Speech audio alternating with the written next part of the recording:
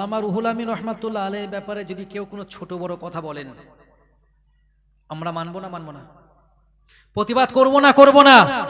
যখনই আমরা প্রতিবাদ করতে গেছি তখন আমরা হয়ে গেছি সংগঠনের আমরা হয়ে গেছি সিলসিলার দুশমন।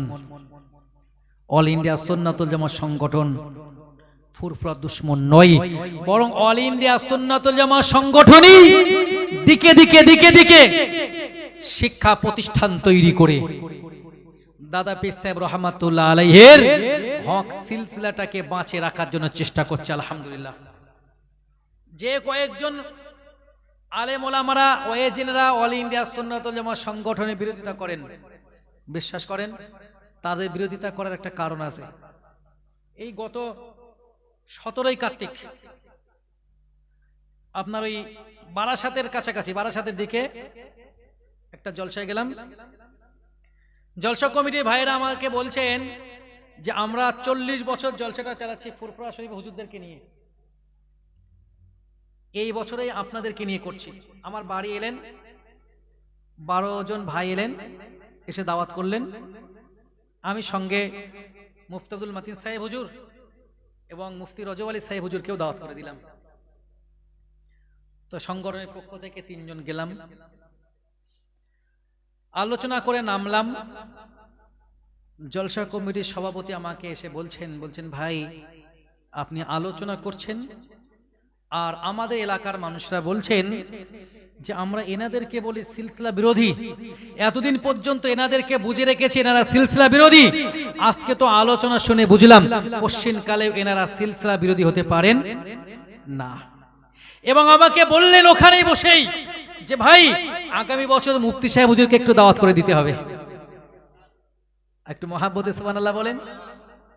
দাদা পীর সাহেব রহমাতুল্লাহ আলাইহি সিলসিলার ব্যাপারে আজকে এক শ্রেণীর মানুষরা উল্টো পাল্টা কথা বলা শুরু করেছে, তুমি তাদের ব্যাপারে কথা বলো।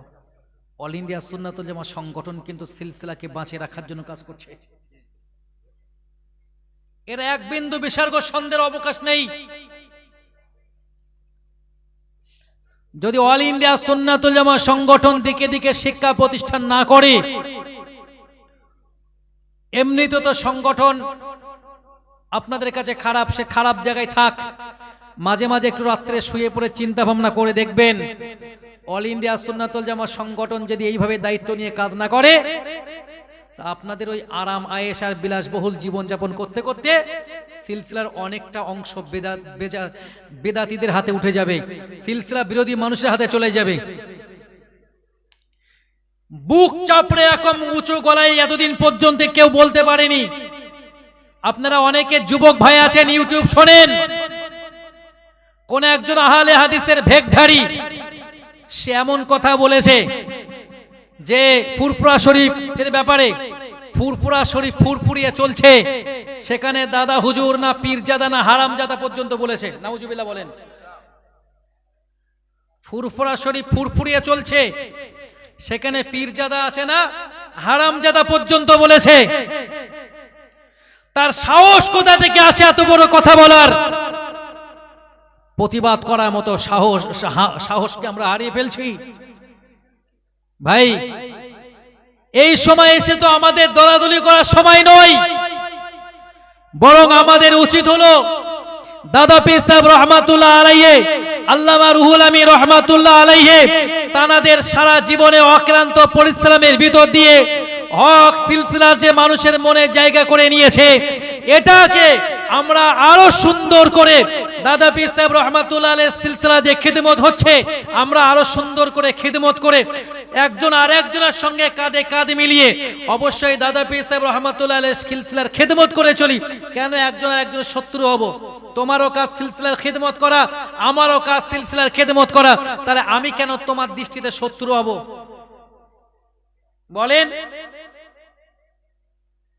আল্লাহ আমাদেরকে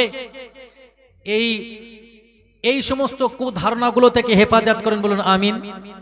একটু মহাব্বতে বলুন আল্লাহুম্মা আমিন।